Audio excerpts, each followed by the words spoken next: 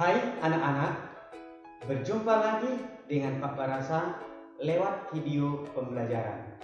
Nah anak-anak, hari ini kita akan belajar dari buku tema 1 Selamatkan Makhluk Hidup, subtema 1 Tumbuhan Sahabatku, dengan kompetensi dasar 3.1 dan 4.1 muatan pelajaran bahasa Indonesia.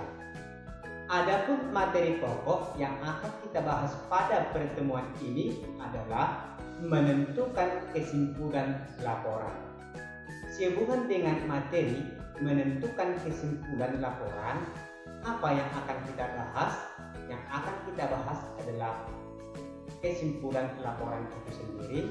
Yang kedua, masih menentukan ide pokok sebuah paragraf. Dan yang ketiga, jenis-jenis paragraf berdasarkan ide pokok. Anak-anak yang baik, tujuan pembelajaran yang akan kita capai hari ini adalah 1. Nah, kalian harus bisa menentukan kesimpulan dari sebuah laporan. Yang kedua, kalian harus bisa menentukan ide pokok dari sebuah teks laporan. Dan yang ketiga adalah kalian harus bisa menentukan jenis paragraf berdasarkan letak ide pokoknya.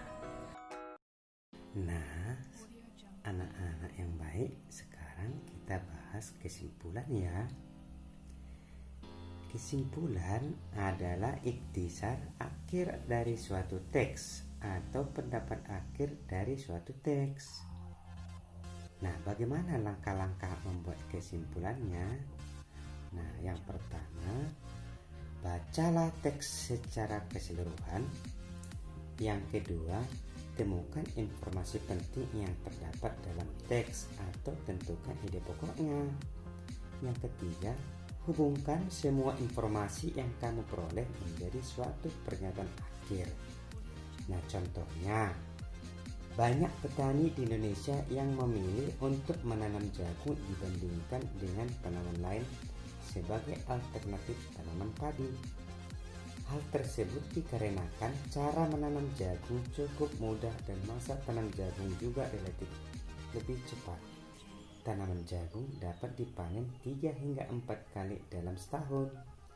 Tidak heran jika banyak petani memilih untuk menanam jagung saat pergantian musim tanaman. Nah, itu adalah contoh paragrafnya. Nah, sekarang bagaimana kesimpulannya? Nah, kesimpulannya adalah tanaman jagung dijadikan sebagai alternatif tanaman karena waktu yang diperlukan lebih cepat dan cara menanamnya cukup mudah.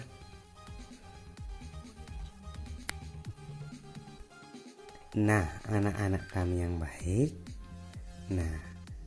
untuk membuat kesimpulan, kita harus paham terlebih dahulu ide pokoknya.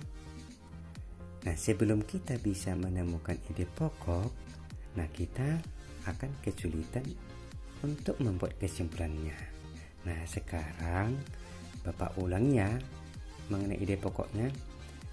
Nah, langkah-langkah menemukan ide pokok. Yang pertama, bacalah isi paragraf dengan teliti. Yang kedua, temukan kalimat utama dan kalimat penjelas. Yang ketiga, tentukan informasi yang terdapat dalam kalimat utama. Nah, ingat bahwa kalimat utama mengandung ide pokok.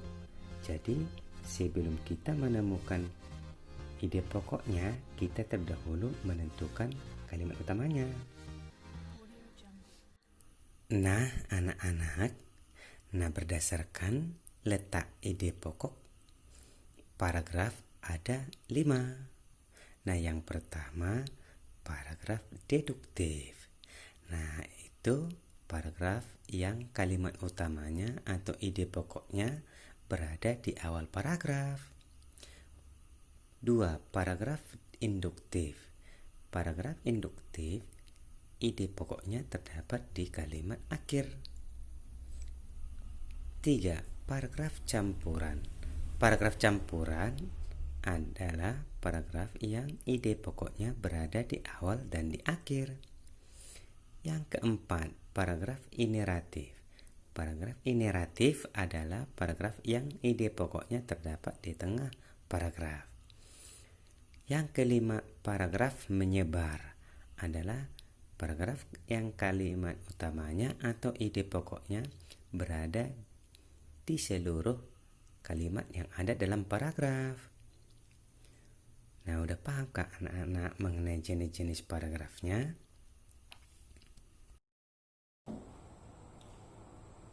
Nah, anak-anak kami yang baik, demikianlah yang dapat saya sampaikan. Semoga bermanfaat bagi kita semua. Sekian dan terima kasih. Salam sehat.